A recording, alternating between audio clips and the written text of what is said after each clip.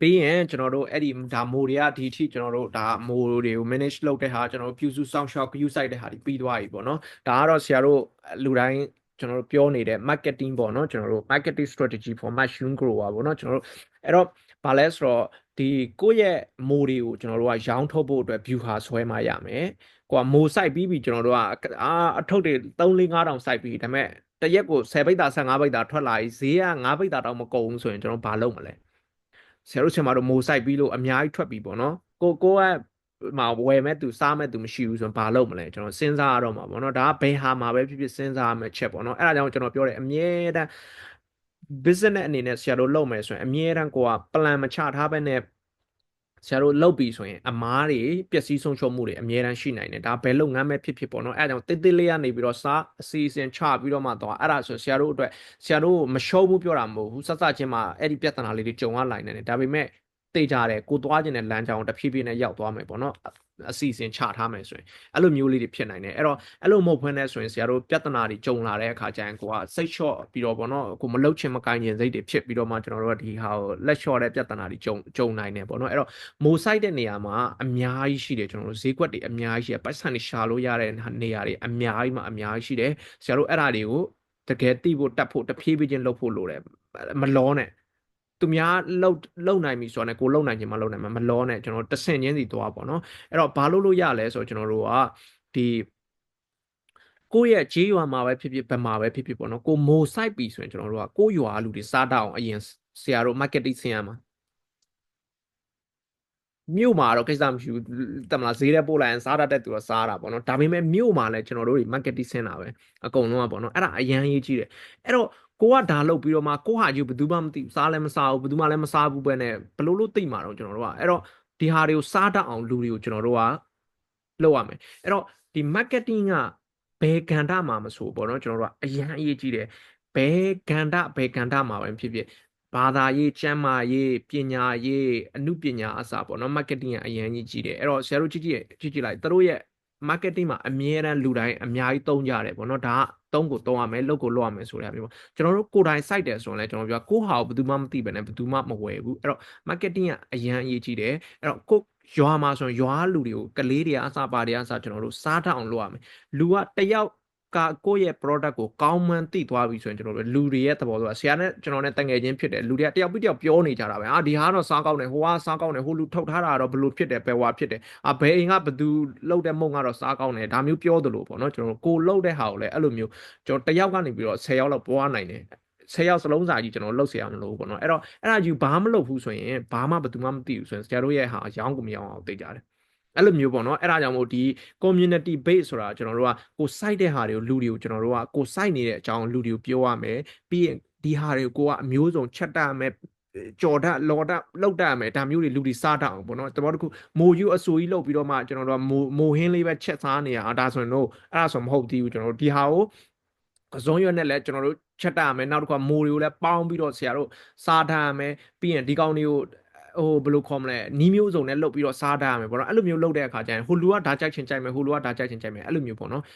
်ဒီဟာတွေကိုကျွန်တော်တို့ကသူ့ရဲ့ဟိုဘယ်လိုခေါ်မလဲကိုယ့်ရဲ့ပတ်ဝန်းကျင်ကလူတွေပေါ့နော်အကုန်လုံးမြို့မှာဆိုလည်းမြို့ကလူတွေဈေးသည်တွေလူတွေဒါတွေကအချိန်ယူရတယ်တဖြည်းဖြည်းချင်းသွားရတယ်အဲ့လိုမျိုးပေါ့နော်နောက်တစ်ခုကျတော့ဘာတွေကျွန်တော်တို့ကသွားလို့ရလဲဆိုရင်အဲ့ဒီဟာမှာကျွန်တော်တို့ဒီမှာသူ့ရဲ့အဆိုးမိုးအဆိုးကျွန်တော်တို့ဖြန့်မယ်နောက်တစ်ခုကမိုးအချောက်တွေလုပ်ပြီးတော့ကျွန်တော်တို့ဖြန့်မယ်နောက်တစ်ခုကကျတော့မိုး site ထုတ်တွေလုပ်ပြီးတော့ကျွန်တော်တို့ဖြန့်မယ်နောက်တစ်ခုက value added တွေလုပ်ပြီးတော့ကျွန်တော်တို့ကဒီကောင်တွေကိုဖြန့်မယ်ဒီဟာတွေကိုလည်းဖြန့်လို့ရတယ်ကျွန်တော်အဲ့တော့အဆိုးမရရင်ကျွန်တော်အချောက်လမ်းမယ်အချောက်မရဘူးဆိုရင်ကျွန်တော်တို့ခဏနဲ့ပြောတယ်မိုး6ကနေပြီးတော့အများကြီးလှုပ်ပစ်လိုက်လို့ရသေးတယ်ဘာမှမပူနဲ့ကျွန်တော်တို့ဒီမိုး site ပြီးပြီဆိုရင်ဆရာတို့အဲ့ဒီအပိုင်းကိုမပူနဲ့ကျွန်တော်တို့ဒီ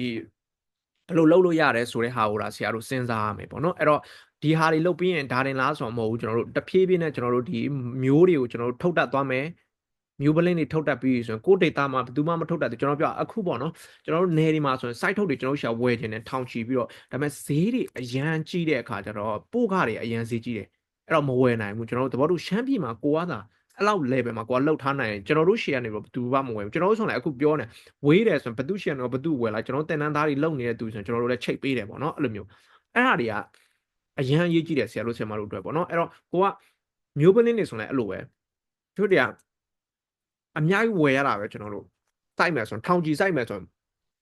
်ရာကနန်းလောက်ဝယ်ရတာပဲမျိုးပလင်းတွေကအဲ့တော့အဲ့ဒါတွေကလည်းကျွန်တော်တို့ကုန်ကြစိတ်တွေတည်ယူစိတ်တွေကတက်တယ်အခုချိန်ဆိုရင်အလုံးသိတဲ့အတိုင်းပြီးရင်ရောက်ချင်မှရောက်တယ်မရောက်ချင်မရဘူးအဲ့လိုမျိုးပေါ့နော်ပြဿနာတက်နေအဲ့တော့ကိုကဒါတွေကိုလောက်တတ်ထားတယ်ဆိုရင်တဖြည်းဖြည်းနဲ့ကိုယ့် data ကိုကိုကဖောက်လို့ရတယ်ကိုယ့် data လူတွေရောင်းလို့ရတယ်လူတွေပထမစစချင်းမှာကိုယ့်ဟာနဲ့ကိုယ်လောက်တယ်ဆိုရင်ဒီပလင်းတွေပဲဖြစ်ပါပဲမိုဒုတ်တွေပဲဖြစ်ကိုယ့်ဟာနဲ့ကိုယ်လုံနိုင်တယ်ဆိုရင်ကိုယ့်ဟာနဲ့ကိုယ်လုံတဲ့အတွက်ကြောင့်မိုဈေးကိုသူများနဲ့ရှင်ပြီးတော့ရောင်းနိုင်တယ်အဲ့ဒါသူများရှေ့ကဝယ်ရတဲ့ဟာမျိုးတာကိုကမလုံနိုင်တာပေါ့နော်ကိုယ့်ရှေ့ကထွက်တဲ့ဟာဆိုရှင်ပြီးတော့ကိုတဖြည်းဖြည်းချိန်ဆပြီးတော့ရောင်းလို့ရတယ်အဲ့တော့မျိုးပလင်းတွေကျွန်တော်တို့အစအဆုံးတဖြည်းဖြည်းချင်းလှုပ်တောင်လှုပ်လို့ရတယ်ဘာမှမခက်ဘူးကျွန်တော်တို့လည်းစစကျွန်တော်ကဘာမှမလှုပ်တော့မိုးတောင်ကောင်းကောင်းမစိုက်တတ်တဲ့ကနေပြီးတော့အခုတွေအကုန်လုံးလှုပ်တတ်တာဘာလို့လဲဆိုတော့ကျွန်တော်တို့တဆင်ပြီးတဆင်လေ့လာတယ်အမြဲတမ်းအစီအစဉ်ချတယ်ဘယ်လမှာဘာလုပ်မယ်ကျွန်တော်ဘယ်ဟာမဖြစ်ဖြစ်အောင်ထွက်အောင်လုပ်မယ်ပေါ့နော်ကျွန်တော်အဲ့လိုမျိုးဒီဆရာမတွေကိုကျွန်တော်အစီအစဉ်ပေးတယ်ဒီဟာတွေလုပ်မယ်ပြီးရင်ကျွန်တော်တို့သူတို့နဲ့စကားပြောတယ်ပေါ့နော်အဲ့ဒါပြီးရင်ဘယ်ဟာကိုဘယ်လိုသွားမယ်ကျွန်တော်အဲ့ဒီအစီအစဉ်တွေနဲ့သွားတော့အခါကျတော့ရှေ့ကိုတဖြည်းဖြည်းချင်းပဲဝုန်းတိုင်းတော့မရဘူးတဖြည်းဖြည်းချင်းနဲ့အကုန်လုံးကျွန်တော်တို့လောက်တက်လာတယ်ပြီးရင်ကျွန်တော်တို့စီစဉ်ထားတယ်ဘယ်ဟာတွေတော့စမ်းတက်ကြည့်မယ်ဘယ်ဟာတွေတော့လုပ်ကြည့်မယ်ပေါ့နော်တချို့တလေဟာဆိုရင်အခုဒီ value added တွေဆိုရင်ကျွန်တော်တို့အကြာကြီးလုပ်ခဲ့ရတယ်တကယ်တမ်းပြောရင်5 6လလောက်ကိုအချိန်ယူခဲ့ရတယ်ပေါ့နော်ကျွန်တော်တို့လူဘသူရှိမှစစချင်းမှာအဲ့လိုမျိုးကျွန်တော်တို့တောက်လျှောက်ရတာမဟုတ်ဘူးကိုယ့်အနေကိုလှုပ်တယ်မားတယ်မကြိုက်ဘူးတချို့တွေရှိတယ်အများကြီးလှုပ်နိုင်တဲ့သူရှိတယ်ကျွန်တော်စမ်းပြီးတော့ပေါ့နော်ရှမ်းပြည်ဘက်ကလှုပ်တဲ့သူစားမကောင်းရတာတိတ်မကောင်းဘူးပေါ့နော်ဘာလဲဆိုတော့သူလှုပ်တော့လှုပ်တတ်တယ်ဘာလို့လဲဆိုတော့သူတို့ဘက်မှာအဲ့ဒီဘာလဲဒီလုံနီးရတူတာဟုတ်ပေါ့နော်ဘာလဲဒီ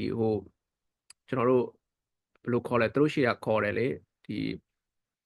ေဒီဟာနဲ့တူတဲ့ဟာလေး cracker လိုမျိုးပဲသူတို့လုပ်တဲ့ဟာမျိုးရှမ်းပြည်ဘက်ကအစားအသောက်တစ်ခုပေါ့နော်ကျွန်တော်တို့ရှမ်းအစားအသောက်အဲ့ဒါမျိုးလုပ်တာလေတူဟူကြောက်တို့ဟိုတို့ငါးဖို့လို့ခါမျိုးတိုဟူကြောက်ဟုတ်တယ်ဆရာမတို့ပြောတာအဲ့ဒါမျိုးပေါ့နော်အဲ့ဒီဟာတိုဟူကြောက်အဲ့ဒါနဲ့တူတဲ့အခါကျတော့သူတို့လှုပ်ကြည့်တယ်ဒါပေမဲ့သူတို့ share ဟာကိုကျွန်တော်ဆက်စားချင်းယူရောင်းတယ်ပေါ့နော်ဒါပေမဲ့အဆင်မပြေဘူးစားလို့ကကောင်းမကောင်းတော့ကျွန်တော်စားလို့မကောင်းဘူးသူစားမှလည်းပေါ့နော်ဖြစ်တယ်အဲ့တော့ဘာလို့ ရလဲဆိုကျွန်တော်ပြန်ပြီးတော့အဲ့ဒီဟာတွေကိုကိုယ့်ဟာနဲ့ကို modify လုပ်ရတယ်ပြီးအချိုးစားတွေပြန်ပြီးတော့လုပ်ရတယ်အများကြီးပေါ့နော်အရန်ကြာတယ်အဲ့ဒီဟာတွေကအဲ့တော့ကျွန်တော်ပြောချင်တာကတဖြည်းဖြည်းလှုပ်ဖို့လိုတယ်ပထမတစ်ခေါက်မရတဖြည်းဖြည်းပေါ့နော်ကျွန်တော်တို့ဤပညာယူလေ့လာအဲ့လိုမျိုးလုပ်ပြီးတော့ပေါ့နော်ကျွန်တော်တို့တွေကဘာလို့မြန်လှုပ်တတ်လဲဆိုတဲ့ဟာမျိုးတစ်ခုတော့ရှိတယ်ပေါ့နော်ကျွန်တော်တို့ကကြောက်ဒီဟာကျတော့ site view ရေးရဆို basic ကျွန်တော်တို့ကသိပြီးသားအကုန်လုံးကလေအရန်ကြီးမခက်ခဲဘူးပေါ့နော်ဘာမှမသိသေးတဲ့သူအတွက်ဆိုရင်တော့ဒါနည်းနည်းခက်ခဲခြင်းခက်ခဲမယ်ပေါ့နော်အဲ့ဒါမျိုးလေးတော့ရှိတယ်အဲ့တခုတော့ကျွန်တော်တို့မှာအားသာချက်တစ်ခုအနေနဲ့ရှိတယ်ပေါ့နော်ဘာလို့လဲဆိုတော့ဒီနည်းပညာတွေကကျွန်တော်တို့ကအခြေခံရဲ့သဘောတရားတွေကောင်းကောင်းနားလည်တယ်အကုန်လုံးပေါ့နော်ဘာလို့လဲဆိုတော့ဒါတွေသင်လာတာဖြစ်တဲ့အတွက်ကြောင့်မို့ပေါ့နော်အဲ့တော့ကိုတကယ်လုပ်တဲ့အခါကျရင်ခက်ခဲပေမဲ့မြန်လုပ်လို့ရတယ်ပေါ့နော်အဲ့လိုမျိုးလေးတွေနောက်တစ်ခုကကျတော့ဘာလဲဆိုရင်ကျွန်တော်တို့ကအဲ့ကနေပြီးတော့ compose ခဏမြေဆွေးတွေလုပ်ပြီးတော့မှထုတ်ရောင်းလို့ရတယ်မျိုး data မျိုးတွေမှာပဲဖြစ်ဖြစ်လန်နခန်ကိုဈေးဆိုင်ရှိတာပဲဖြစ်ဖြစ်ပေါ့နော်လူအများစုကနင်းစီပင် site တဲ့ပန်းအလား site ပင်တွေ site တဲ့ကျွန်တော်တို့အဲ့အမျိုးတွေကျွန်တော်တို့ရောင်းလို့ရတယ်ပေါ့နော်ဒီ compose လုပ်ပြီးတော့မှကျွန်တော်ပြီးရင်အဲ့ဒါတွေကျွန်တော်ဘယ်လိုလုပ်လဲဆိုတော့ပြပါမယ်ပြီးရင်ဒီဟင်းသီးရွက်တွေထုတ်ပြီးတော့ကျွန်တော်တို့ရောင်းလို့ရတယ်ဟင်းသီးရွက်တွေလုပ်ပြီးတော့ကိုယ့်ရဲ့ဈေးပဲဖြစ်ကိုယ့်အိမ်နီးချင်းပဲဖြစ်ကိုယ့်ရဲ့ပေါင်းကျန်ဈေးကိုပဲပို့တာပဲဖြစ်ပေါ့နော်နောက်တစ်ခုကကြောင့်ဗာလဲဆိုတော့ကိုယ့်ရဲ့ဒီကိုယ့်ဒေတာမှာရှိတဲ့သူတွေကိုကျွန်တော် service ပြန်ပေးတာပေါ့နော်တဘောတစ်ခုလူတွေကတက်ချင်တယ်ကိုယ့်ရှေ့ကတင်တန်းလိုချင်တယ်ဆိုရင်ကျွန်တော်တို့ကသွားပြီးတော့တင်တန်းတင်ပေးတာတို့ပေါ့နော်ဒီအခချင်းငွေယူပြီးတော့ကျွန်တော်တို့ကတင်ပေးတာတို့ဒါတွေလုပ်လို့ရတယ်ဆရာတို့ကိုကျွမ်းကျင်တယ်ဆိုရင်ကိုယ့်ရှေ့လာတင်တာပဲဖြစ်ပေါ့နော်အခုမိုဆိုင်ပြိုးရေးလုပ်တဲ့သူတွေအများစုကကျွန်တော်တို့အရင်တော့က CI တယောက်ပြောဘူးပဲပေါ့နော်တချို့တွေဆိုရင်ဘာမှပညာရေးကျွန်တော်လိုလားမလိုဘူးမိုးဆိုင်ပြိုးရေးမှာသူဆိုရင်တဲ့သူပြောပြတာပေါ့နော်ရှစ်တန်းပဲအောင်တယ်တဲ့သူရှီကမိုးတင်နန်းပေါ့နော်သူရှီမှာလာပြီးတော့မိုးတွေအဲ့ဒီမိုးမျိုးလုံနေတွေဘာညာတွေအကုန်တင်သွားတယ်ပေါ့နော်သူပတ်စံပေးပြီးတော့အခုဆိုရင်တဲ့မန်လေးဘက်ကပေါ့နော်ကျွန်တော်နာမည်သိပါတယ်အဲ့ဒီဟာကိုဒါပေမဲ့ဘာမလို့တော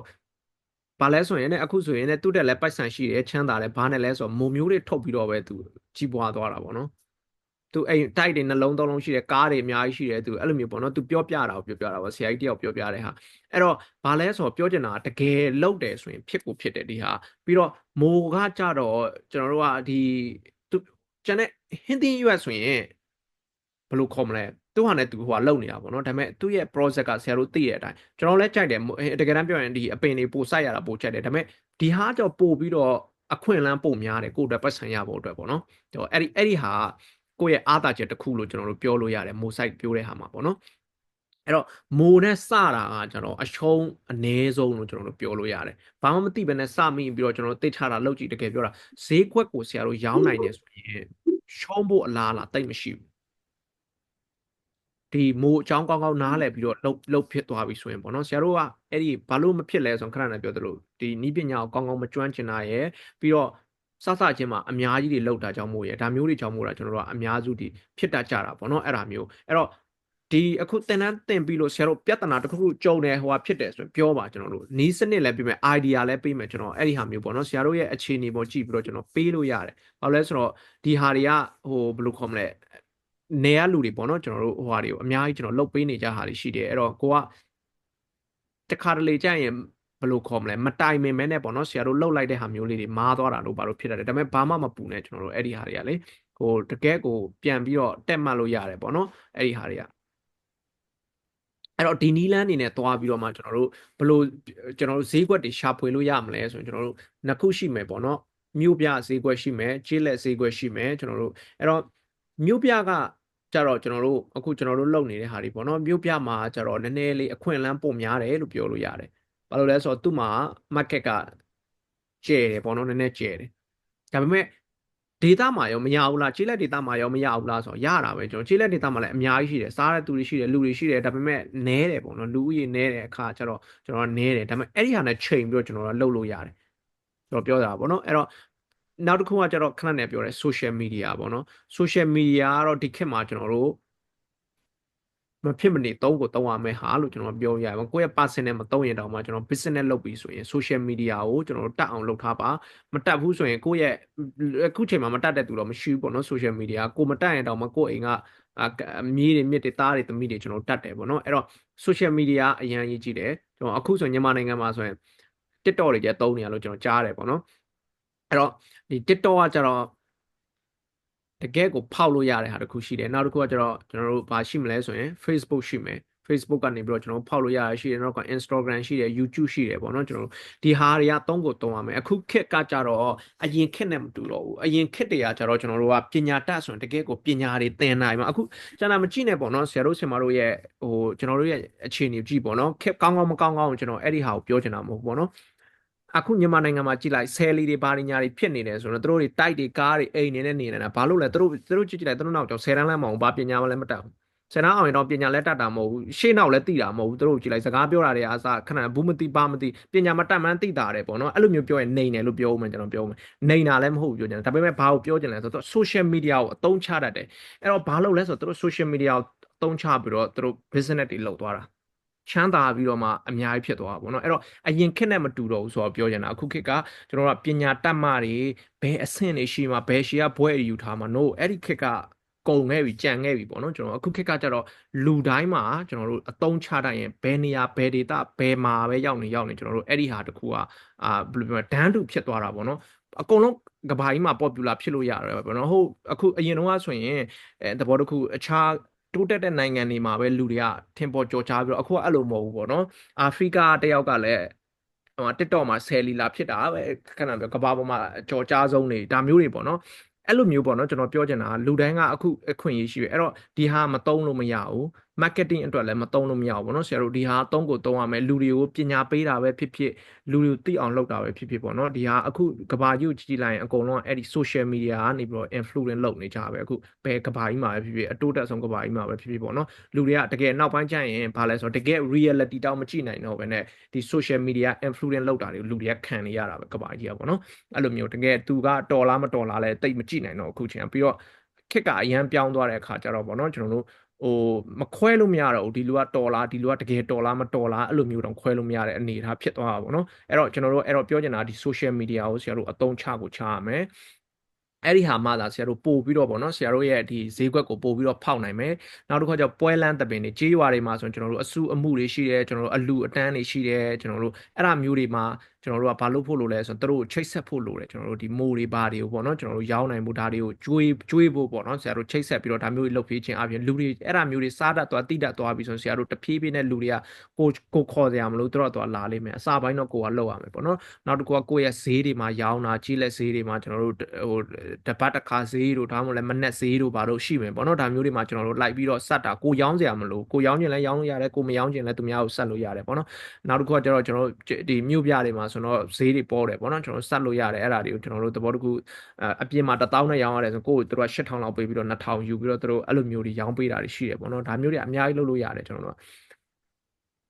မြို့မှာဆရာတို့ရှိတဲ့သူဆိုရင်သဘောတခုပေးလိုက်ပြီးတော့မိုးတွေကိုရောင်းအဲ့လောက်နဲ့ပဲရောင်းမကုန်ဘူးဆိုရင်ပြန်ပေးဆိုမှလုပ်လို့ရတယ်။ဘာလဲပြန်ယူပြီးတော့ကျွန်တော်တို့အဲ့ဒါတွေကိုတန်ဖိုးမြင့်ထုတ်ကုန်တွေပြန်လုပ်လိုက်လို့ရတယ်ပေါ့နော်အဲ့လိုမျိုးအဲ့ဒါဆိုရင်ရောင်းတဲ့သူကလည်းဂရုစိုက်စရာမလိုဝယ်မဝယ်ပဲသူကုန်တလောက်ပဲသူကပတ်စံရမှာမကုန်တဲ့သူပြန်ယူဆိုတဲ့ဟာမျိုးပေါ့နော်အဲ့လိုမျိုးစနစ်တွေနဲ့လည်းကျွန်တော်တို့သွားလို့ရတယ်။နောက်တစ်ခုကကျတော့အဓိကတော့စားတောက်ဆိုင်တွေပေါ့နော်စားတောက်ဆိုင်တွေမှာဆရာတို့မတို့အကုန်လုံးဒီဟ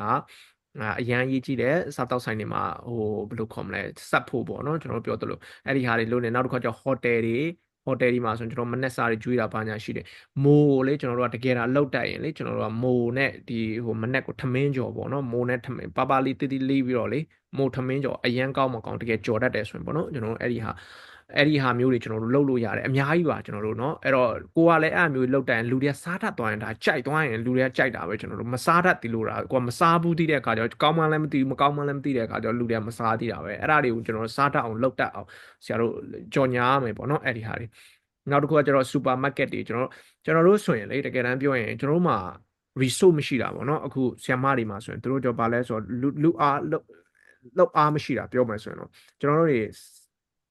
city map ကတော့ကျွန်တော်တို့ချိန်တယ်ပေါ့နော်ကျွန်တော်တို့ city map တွေကျတော့ဘယ်လောက်ထိဟိုအလုပ်လဲဆိုတော့တို့ကသဘောတစ်ခုတစ်ပတ်ကိုဘယ်နေ့တွေဘယ်လောက်ဆိုမှရကျင်နေတယ်အဲ့လိုမျိုးတွေအထိကျွန်တော်တို့ချိန်တယ်ပေါ့နော်ကျွန်တော်တို့မှကျတော့အဲ့လို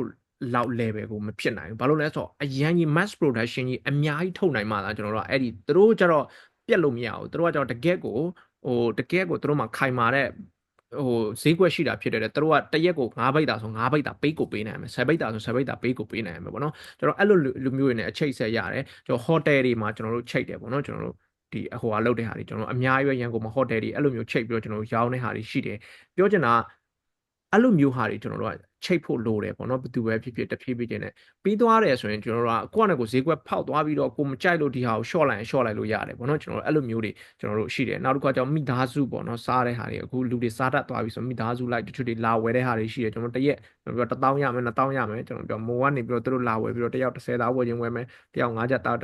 းဝယ်ခြင်းဝယ်မယ်တပိတ်သားဝယ်ခြင်းဝယ်မယ်ပေါ့နော်ဒီလိုမျိုးတွေဝယ်တဲ့ဟာတွေကလည်းကျွန်တော်တို့ပုံမှန်ဝင်ငွေရတာပေါ့နော်အဲ့လိုမျိုးအဲ့တော့အဲ့ဒါမျိုးတွေကျွန်တော်တို့ဒီ supermarket တွေကတော့ရန်ကုန်မှာဆိုရင်တော့တကယ်ဆရာတို့က mass production ထုတ်နိုင်ပြီးတော့တခြားလုပ်နိုင်မယ်ဆိုရင်တကယ်ကိုချိတ်လို့ကောင်းတဲ့ဟာပေါ့နော်အဲ့လိုမျိုးဒါကတော့ကျွန်တော်ပြောသလိုတခြားလုပ်နိုင်ဖို့လိုတယ်အဲ့ဒီဟာကတော့လေလူအင်အားနဲ့ပါနေပေါ့နော်အဲ့တော့အဲ့ဒီလိုမျိုးတွေကျွန်တော်တို့ကရှာဖွေပြီးတော့ဖော်ထုတ်ပြီးတော့ဘာတွေလုပ်လို့ရလဲဆိုရင်ဒီမိုးကနေပြီးတော့ထုတ်တဲ့မိုးတန်ဘိုးမြင့်ထုတ်ကုန်တွေကျွန်တော်တို့ထုတ်လို့ရတယ်ဒီမှာပေါ့နော်မိုးတန်ဘိုးမြင့်ထုတ်ကုန်တွေဘာတွေလဲဆိုရင်ကျွန်တော်တို့ဒီဟာဆိုရင်ခဏနဲ့ပြောဒီအယောင်ကကြီးခဏနဲ့ဘာနဲ့လောက်ထားလဲဆိုတော့ငွေနှင်းမို့ပန်းရောင်နဲ့ဒီဟိုရိုးငွေနှင်းမို့နဲ့ကျွန်တော်တို့ပြုတ်လောက်ထားတဲ့ဟာပေါ့နော်အဲ့ဒီဟာတွေကျွန်တော်တို့လူကြိုက်များတယ်ကျွန်တော်တို့ဒီငွေနှင်းမို့ချင်လဲပေါ့နော်လူတော်တော်များများစားကြတယ်ပြီးရင်ကျွန်တော်တို့ဗာလဲဆိုတော့ product တွေအများကြီးလုပ်လို့ရတယ်အဲ့ဒါနေပြီးတော့ခဏနဲ့ပြောမိုဟင်းခမ်းမုံတွေလုပ်လို့ရတယ်ကျွန်တော်တို့မှအများကြီးပေါ့နော် update လုပ်ရမယ့်ဟာတွေလည်းအများကြီးရှိသေးတယ်တချို့ကျွန်တော်တို့ထုတ်ထားပြီးမှကျွန်တော်ကိုယ်တိုင်မကြိုက်တဲ့ဟာတွေလည်းအများကြီးရှိတယ်ဒါမျိုးတွေပေါ့နော်ဒီဆီယမတွေကတော့သူတို့ကတော့စမ်းသပ်နေကြတာပေါ့အကုန်လုံးအဲ့ဒီဟာတွေပေါ့နော်ပြီးရင်လူတွေကိုကျွန်တော်တို့ကစမ်းသပ်ခိုင်းတဲ့ဒီဟိုဟာလုပ်တယ်ပေါ့နော်ပြီးဒီမှာ cracker ဆိုရင်လည်းကျွန်တော်မိုးတစ်မျိုးချင်းစီကတစ်မျိုးစီထုတ်လို့ရတယ်အဲ့လိုမျိုးပေါ့နော်ဒါတွေကကျွန်တော်တို့သွားလို့ရတယ်နောက်တစ်ခုကကျတော့ဒီဟိုမို biscuit ပေါ့နော်ဒီ biscuit ကလည်းကျွန်တော်တို့ကကောင်းတယ်တော်တော်လေးစားလို့ကောင်းတယ်ပေါ့နော်မိုနန့်လေးနဲ့အဲ့ဒီဟာလေးอ่ะပေါ့နော်ဒါပေမဲ့ကျွန်တော်တို့ဒီဟာကိုရှစ်ဆက်ပြီးမလုပ်နိုင်တာကျွန်တော်မီးနဲ့ကျွန်တော်တို့အဲ့ဒီဆက်နဲ့ပေါ့နော်အဲ့ဒီဟာအဆင်မပြေတဲ့အခါကျွန်တော်တို့ဒီဟာကတကယ်တမ်းပြောရင်ရှစ်ဆက်ပြီး product မလုပ်နိုင်ဘူးဆရာမတို့ထဲမှာစိတ်ဝင်စားတယ်ဆိုရင်ကျွန်တော်တို့ထုတ်ပေးလို့ရတယ်အတူတူထုတ်လို့လည်းရတယ်အဲ့လိုမီးအဆင်ပြေမယ်အဲ့ဒီကျွန်တော်တို့ဒီမုတ်ဖုတ်တဲ့ဆက်ရှိမယ်ဆိုရင်ပေါ့နော်ကျွန်တော်တို့လုပ်လို့ရတယ်ကျွန်တော်တို့အရင်တော့ဒီဟာကျွန်တော်ဗာလဲဆိုတော့ကျွန်တော်ဟိုဘယ်လိုပြောမလဲ ဆရာကြီးမှရှိတယ်ပေါ့နော်သူမှာကျွန်တော်အဲ့ဒီဟာတွေရှိတော့သူအဲ့ဒီကနေမလုပ်တယ်အဲ့တော့ကျွန်တော်တို့ကသွားလိုက်ပြန်လိုက်အဲ့လိုမျိုးအချိန်တွေနဲ့လည်းအဆင်မပြေတဲ့အခါကျတော့ဒီဟာကိုရပ်ထားတယ်တကယ်လို့ဆရာတို့ဆရာမတို့မှာဒီမဖို့ဆက်လည်းရှိတယ်မီးလည်းအဆင်ပြေတယ်ဆိုတော့ဒါကဘာမှမခက်ဘူးပေါ့နော် bake လောက်တာပဲအဲ့ဒီဟာမျိုးတွေကျွန်တော်တို့ကလုပ်လို့ရတယ်အဲ့တော့ဆရာတို့ဆရာမတို့အဲ့ဒီဟာတွေစိတ်ဝင်စားတယ်ဆိုရင်လည်းဒါတွေလုပ်လို့ရတယ်ပူပေါင်းပြီးတော့လုပ်ချင်တဲ့ဆရာဆရာမတွေနဲ့တိုင်ပင်ပေါ့နော်ကျွန်တော်တို့အဲ့ဒီဟာမျိုးတွေကျွန်တော်တို့ဒီဟာတွေအများကြီးထုတ်ပြီးတော့ cookie ကိုတကယ်ကို brand လာလေးနဲ့ကျွန်တော်တို့ထုတ်လို့ရတယ်မိုးကနေပြီးတော့တကယ် organic ပေါ့နော်ဒီဟာလေးအဲ့တော့ကျွန်တော်တို့ဒီဟာတွေကကျတော့ဘာပဲအဲ့ဒီဟိုဟာတွေကိုကျွန်တော်တို့ဘာမှရောင်းလဲဆိုရင်ကျွန်တော်တို့ဒီဟိုတယ်တွေမှာပေါ့နော်ကျွန်တော်တို့နောက်တစ်ခါကျတော့ဒီမှာငွေနှင်းမှုစီကျော်တို့နောက်တစ်ခါကျတော့ဒီဒီတဘဝငွေနှင်းမှု cracker တို့ကျွန်းရွက်မှု cracker တို့ပေါ့နော်ဒီဟာတွေကျွန်တော်တို့အဲ့ဒီဟာတွေကိုကျွန်တော်တို့ရောင်းတယ်ကျွန်းရွက်မှုအချောက်တွေရောင်းတယ်ပြီးရင်ကျွန်တော်တို့မိုဟင်းခမ်းမုံတွေနောက်တစ်ခါကျတော့ကျွန်တော်တို့ဒီမိုချင်တွေပေါ့နော်ဒီဟာတွေကျွန်တော်တို့ထုတ်လုပ်ပြီးတော့ရောင်းတယ်ကျွန်တော်မှဒီဟာတွေကတော့ဈေးကွက်ရှိပြီးသားလူတွေကအော်တိုကျွန်တော်တို့ပုံမှန်ဝယ်နေတဲ့သူတွေရှိတယ်ပေါ့နော်ကျွန်တော်တို့နေရာဝယ်တာတွေရှိတယ်ဒီမြို့ကဝယ်တာတွေရှိတယ်ကျွန်တော်တို့ဘာလုပ်ချင်လဲဆိုတော့ဒီဟာကိုကျွန်တော်တို့ကဈေးကွက်ကကျတော့ပုံမှန်ဈေးကွက်ဒီလောက်တော့ကျွန်တော်တို့ချဲ့နိုင်ပြီဒါပေမဲ့ဒီ cracker ကိုပေါ့နော်ကျွန်တော်တို့ဘာလုပ်ချင်လဲဆိုရင်ခဏနဲ့ပြောတယ်ဒီလိုမျိုးကြော်ပြီးတော့ပေါ့နော်အဲ့လိုမျိုးအထုပ်တွေနဲ့အဲ့လိုမျိုးဈေးကွက်ထဲကိုကျွန်တော်တို့ဖြန့်ဖို့လုပ်နေတယ်အဲ့ဒီဟာလေးစူးစမ်းနေတယ်ပေါ့နော်ဒါပေမဲ့အခုအဲ့ level ကျွန်တော်တို့ကိုယ်တိုင်လည်းမရောက်သေးဘူးပေါ့နော်ရိုးရိုးဒီမကြော်သေးတဲ့ဟာကိုတော့ကျွန်တော်တို့အဲ့ဒီဆီယမတွေသူတို့လုပ်နေတဲ့ဟာရှိတယ်နောက်တစ်ခုကကျတော့ကျွန်တော်ဘာလဲဆိုတော့ဒီတခြားရှည်တွေအထိကျွန်တော်ပို့တယ်ပေါ့နော် export အနေနဲ့ကျွန်တော်တို့မာတဲ့ဟာတွေရှိတယ်အဲ့ဒီမှာဆိုရင်ဒီပါရီလဲဆိုရင်ကျွန်တော် cracker မာတဲ့သူတွေရှိတယ်ဒီမိုချောက်တွေမာတဲ့သူရှိတယ်ဒီကျွန်းရဲ့မိုအချောက်တွေမာတဲ့သူရှိတယ်ပေါ့နော်အဲ့လိုမျိုးကျွန်တော်တို့ဒီအခြားနိုင်ငံတွေအထိကျွန်တော်တို့ပို့တဲ့ဟာတွေရှိတယ်အဲ့လိုမျိုးတွေကျွန်တော်တို့လှုပ်ဆောင်နေပေါ့နော်ချိတ်ဆက်ပြီးတော့အဲ့တော့အခုကျွန်တော်တို့ဒီမှာဆိုရင်လဲလူတွေကအဲ့လိုပဲမြန်မာနိုင်ငံကနေပြီးတော့ရှိသမျှ product တွေထုတ်ပြီးတော့နိုင်ငံခြားကိုပို့ပြီးတော့ဒီကလူတွေမာစားနေကြအဲ့ဒီအဖွဲ့နဲ့စီးပွားဖြစ်ပြီးတော့ချမ်းသာနေတဲ့သူတွေရှိတယ်အများကြီးဆရာတို့သူတို့နာမည်လေးနဲ့တကယ်တမ်းတော့မြန်မာနိုင်ငံမှာအဲ့ဒီလူတွေကနာမည်ပေါက်လားဆိုတော့လုံးဝမပေါက်ဒီကျွန်တော်တို့အခြားနိုင်ငံတွေမှာပဲနာမည်ပေါက်နေကြပါတော့မြန်မာနိုင်ငံမှာအဲ့လောက်ထိမပေါက်ဘူးဒါပေမဲ့သူတို့ကိုယ်တိုင်လည်းဖောက်နေတာပေါ့နော်အဲ့ဒီမှာမပေါက်ဘူးဆိုတာတော့လုံးဝမပေါက်တာတော့မဟုတ်ဘူးပေါ့နော်တကယ်ကိုနာမည် brand ကောင်းတဲ့ဟာမျိုးမဟုတ်ဘူးဒါပေမဲ့အခြားနိုင်ငံတွေမှာကျတော့သူ့ဟာတွေပဲစားပြီးတော့လူတွေကြိုက်ပြီးတော့အဲ့လိုမျိုးပေါ့နော်ပေါက်တာအဲ့ဒီတစ်စိမ့်မှာအဲ့ဒီတစ်စိမ့်ပဲစားကြတာတော့ပေါ့ဘာတွေလဲဆိုတော့မိုစီဂျော်တို့လာတယ်ကျွန်တော်တို့မိုစီဂျော်အဲ့ဒီမိုမာလာမိုစီဂျော်တို့ပေါ့နော်အဲ့လိုမျိုးနန်ကတ်ဂျော်တို့အဲ့လိုမျိုးလုပ်ပြီးတော့ကျွန်တော်တို့လူတွေကအကုန်စားတယ်ဒီမြန်မာနိုင်ငံမှာပေါ်တာပေါ့နော်သူများနိုင်ငံရောက်သွားဆိုဈေးကကြီးသွားတယ်ကျွန်တော်အဲ့ဒါမျိုးတွေကျွန်တော်တို့ဖြန့်လို့ရတယ်ကျွန်တော်တို့ပြီးရင်ဒီဟာကတော့ကျွန်တော် cracker လောက်တယ်ပေါ့နော် cracker လောက်ပြီးတော့မှကျွန်တော်တို့အဲ့လိုမျိုးလုပ်လို့ရတယ်ဒီတန်တန်းတွေကတော့ကျွန်တော်ပြောသလိုပေါ့နော်ဆရာမတို့စီစဉ်နေတယ်ဒီဟာတွေကတော့သူတို့လောက်နိုင်တဲ့အချိန်ပေါ့နော်ဒီဟာတွေတော့အရင်ကတင်တန်းနေပေးထားတဲ့ဟာတွေပါကျွန်တော်တို့ဒါတွေကတကယ်ကိုပေါ့နော်ကျွန်တော်တို့ကျေးလက်မှာဆိုရင်တော့မှကျွန်တော်အမြဲတမ်းပြောတယ်ကျေးလက်မှာဆိုရင်ဆိုင်နေရှိတယ်ဆိုင်နေမှာကျွန်တော်ကလေးတွေစားအောင်လုပ်လို့ရတယ်ဒီဟာတွေကပေါ့နော်လူကြီးတွေလည်းစားအောင်လုပ်လို့ရတယ်ကလေးမှမဟုတ်ဘူးပေါ့နော်ကျွန်တော်တို့အိမ်မှာတခြား delay ကျန်ကျွန်တော်တို့ငါးမုံကြောက်တွေဝယ်ပြီးတော့ကြော်ပြီးတော့စားနေကြတာပဲဟုတ်တယ်မလားအဲ့လိုမျိုးပေါ့နော်ကျွန်တော်အဲ့ဒီဟာအတွက်ကိုကျွန်တော်တို့ကဒါထိုးဖောက်လို့ရတယ်တကယ်တမ်းပြောရင်လေဆရာတို့စားပြီးတဲ့အခါကျရင်မနေ့ကဆိုရင်နည်းဟိုဟာလုံးပါပဲကျွန်တော်တို့ကအဲ့ဒါကိုအဆင်ပြေတယ်လို့ဆရာတို့ညှိပြီးတော့လေထုတ်လို့ရတယ်ဒီဟာလေကိုကြိုက်တဲ့အရာသာနဲ့ကိုပုံစံလိုချင်တဲ့ပုံစံနဲ့ပေါ့နော်အဲ့လိုမျိုးပြောတာအဲ့တော့ဒါတွေကတဖြည်းအဲ့တော့ဒီတခုပေါ့နော်ကျွန်တော်ပြောချင်တာဒီဟာတွေကဘာမှမထည့်ထားဘူးအဲ့ဒီမှာပါတဲ့ဟာပဲထည့်တယ်ကျွန်တော်တို့တကယ်ကို chemical တွေတာရှိခံစေးတွေဘာမှမထည့်ဘူးကျွန်တော်တို့ပြီးတော့သူ့ရဲ့ဟာကျွန်တော်တို့လာချီပြီးတော့ခံတယ်တနေ့နီးပါးကျွန်တော်တို့ထားလို့ရတယ်အဲ့ဒီဟာလေတခြား6အောင်လုပ်ပြီးတော့မှလေးလုံးအောင်ထားတယ်ဆိုရင်ကျွန်တော်တို့ကအဲ့တော့အကြာကြီးတော့ကျွန်တော်တို့ကဒါတွေဟိုမလုပ်ဘူးပေါ့နော်အဲ့တော့ပြောချင်တာဘာမှကျွန်တော် chemical တွေမပါဘဲနဲ့ဒီတာရှီကန်ဈေးတွေမပါဘဲနဲ့ကျွန်တော်ထုတ်လုပ်ထားတဲ့ဟာတွေဘလောက်ကောင်းလဲစားရတဲ့သူတွေအတွက်အဲ့ဒါမျိုးပေါ့နော်ကျွန်တော်တို့ကိုယ်တိုင်လည်းဒါမျိုးလုပ်စားမယ်ဆိုရင်ကျွန်တော်တို့ကဘာလို့ဟိုလုပ်နေမှာလဲပြီးတော့ဒီဟာတွေကတော့ကျွန်တော်တို့အဲ့လိုမျိုးပေါ့နော်ဆက်ရှိဒါကတော့ရှမ်းပြည်နယ်မှာဆီယမတွေသူတို့တင်တန်းသွားပေးတော့ကသူတို့ဒီဟိုဟာတွေပါသူတို့ရှိမှရှိတဲ့ဆက်တွေပေါ့နော်ဒါမျိုးတွေနဲ့ဆိုရင်တော့ကျွန်တော်ຫນွေမိုးဆောင်ထုတ်လုပ်လို့ရတာပေါ့နော်ဟိုຫນွေရာသီမှာတွေမဟုတ်ဘူးဟိုကျွန်တော်တို့မိုးရာသီကျရင်မိုးအရမ်းရွာတဲ့အခါကျရင်နေလန်းလို့မရအောင်ဆိုရင်ဒီဟာမျိုးဆက်တွေရှိတယ်ဆိုရင်တော့ဒါအဆင်ပြေတာပေါ့နော်အဲ့လိုမျိုးလုပ်အသေးစားပေါ့ဒါပြန်လို့ထုတ်ပြီးတော့ဒီပုံစံမျိုးကျွန်တော်တို့တိတ်တခြားထုတ်ပြီးတော့ပေါ့နော်ဒါပေမဲ့တစ်စိတ်လဲကျွန်တော်တို့မှာဟိုဘယ်လိုခေါ်မလဲ packaging ဟိုလုပ်နေတယ်ပေါ့နော်ကျွန်တော်တို့အဲ့ဒီဟာစပြီးတော့လုပ်ဖို့စူးစမ်းနေတယ်ဒီမဲမဲလေးအယောင်ကကျွန်တော်တို့ကဒါကျွတ်နရက်ကလောက်ထားလို့အယောင်လေးကလို့ကျွတ်နရက်မခရက်ကလို့ဖြစ်နေပါတော့ဘာမှမထည့်ဘူးအယောင်ဆိုးသေးလည်းမထည့်ဘူးဘာမှမသူ့အယောင်နဲ့သူ့ရဲ့သဘာဝအတိုင်းပဲဖြစ်လာတဲ့ဟာတွေပဲပေါ့နော်အဲ့လိုမျိုးဒီဟာတွေကကျွန်တော်တို့အဲ့သင်တန်းတွေမှာဟောလောက်ထားတဲ့ဟာတွေပေါ့နော် ပြီးရင်ကျွန်တော်တို့အဲ့ဒီမှာသူတို့တစ်စိတ်ကျွန်တော်တင်တန်းမှာအကုန်လုံး package ကြီးနေပါတွေပါအကုန်တင်တယ်ပေါ့နော်ကျွန်တော်တို့အဲ့ဒီဟိုလောက်တဲ့ဟာလေးတွေပြီးရင်ဒီဟာတွေကဘာတွေလဲဆိုရင်ကျွန်တော်တို့ကဒီဟို Novotel Hotel တို့ Chatrian Hotel တို့ကျွန်တော်တို့နောက်တစ်ခုကကျတော့ဒီဟိုဘယ်လိုခေါ်လဲ hotel တော်တော်များများပေါ့နော်ကျွန်တော်တို့အကုန်လုံးနှိပါပါကျွန်တော်တို့ဒီရှိသမျှ hotel တွေတော်တော်များများပေါ့နော်ကျွန်တော်တို့အကုန်ရန်ကုန်မှာရှိတဲ့ hotel တွေအကုန်လုံးနှိပါကျွန်တော်တို့အဲ့လိုနာမည်ကြီးတဲ့ hotel တွေပေါ့နော်အဲ့ဒီမှာသူတို့ဈေးရောက်ပွဲတွေလုပ်ကြတယ်ဒီ local product တွေရောင်းနေတာပေါ့နော်ကျွန်တော်တို့အဲ့ဒီဟာတွေလုပ်ပြီးတော့ဒီဟာတွေဖောက်တာပဲ